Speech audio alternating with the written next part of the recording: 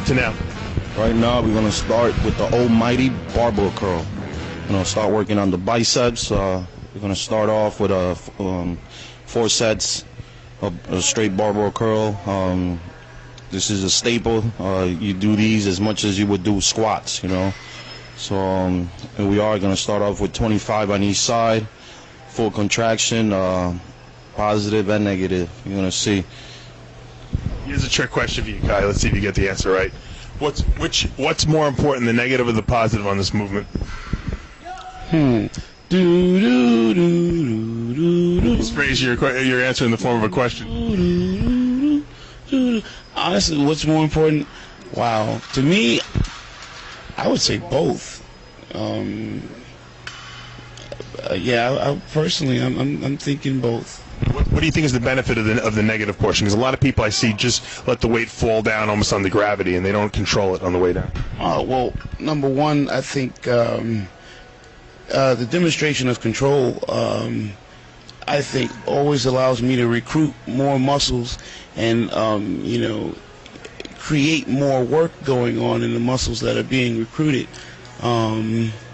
Not to mention the secondary muscles that, the stabilizer muscles that come on board that actually get a chance to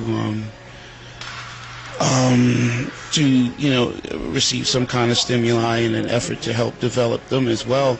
That you can end up, inadvertently developing, and at some point later on when you diet down and become ready to compete and you're standing on stage, it speaks in a way of fine detail in other areas that you didn't even know that you were addressing, when you were doing other movements. It could be like the longitudinal muscles in your back, the way they stand up prominently against, the skin. I mean, it's just so many things. Even like now, when you're concentrating on contracting and being in control of that movement, to lower it down under control, there are other muscles that are, on the other side, like even in your glutes or your hamstrings, that, in some way are being recruited to help you demonstrate that kind of control that, now may create a better neurological connection between your mind and that muscle.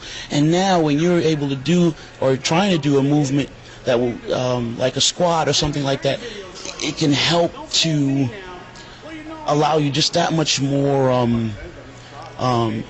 functional awareness that you're not even able to articulate at times. That make a difference. You did a very good job articulating that, I might add. Vic, what is the major mistakes that you see people make when they do this exercise? Lean too far back. And by the way, everybody, what Kai meant is, Can you translate? It works both ways. Thank you for the answer to the question. They lean too far back. They hold the bar too far apart. The elbows too high, where they actually add a lot of the work in the anterior deltoids. They straighten out the arms to a point where it no longer has any contraction in the arms, and at the same time at the top they don't squeeze tight enough. This is bicep curl, just like you would do a hamstring curl. You want to feel that squeeze at the top, and you can see Kai does that well. I mean, okay, he looks tighter, fine. He got off the show, You can see every single fiber and every detail in there, Kai's got some good form, yeah. He's a technician. Whereas I see you, Victor, you have good form, but you have more of a rhythm. I told you, we were talking about this yesterday. Victor's got more of a rhythm to his body, whereas Kai kind of really, there's a very mental connectedness to what he's doing. And both techniques work, but the idea is to develop your own technique and then nurture that. If you have your own technique and you're not getting results from it, then obviously you should try to figure out what you're doing wrong. And that's the key. And like Victor says, the upwards, the positive portion, the eccentric and negative portion, are both very important. One for strength generation, one for building new muscle fibers or stimulating the production of new muscle fibers. All right. Now, at a certain point, when we do these straight barbell curls, I mean, everyone gets to this point. Even you guys who have phenomenal form, the weight does get heavy, and the form deteriorates a little. What's the advantage of going heavy where you have to cheat a little bit?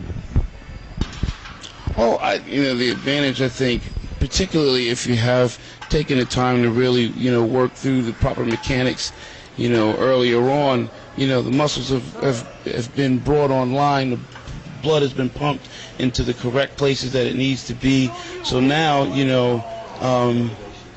you can turn around and actually, maybe use a little bit of what can be considered bad form, but to pump, some more blood in there, and at the same time give those muscles the feeling or sense of contracting against even greater resistance.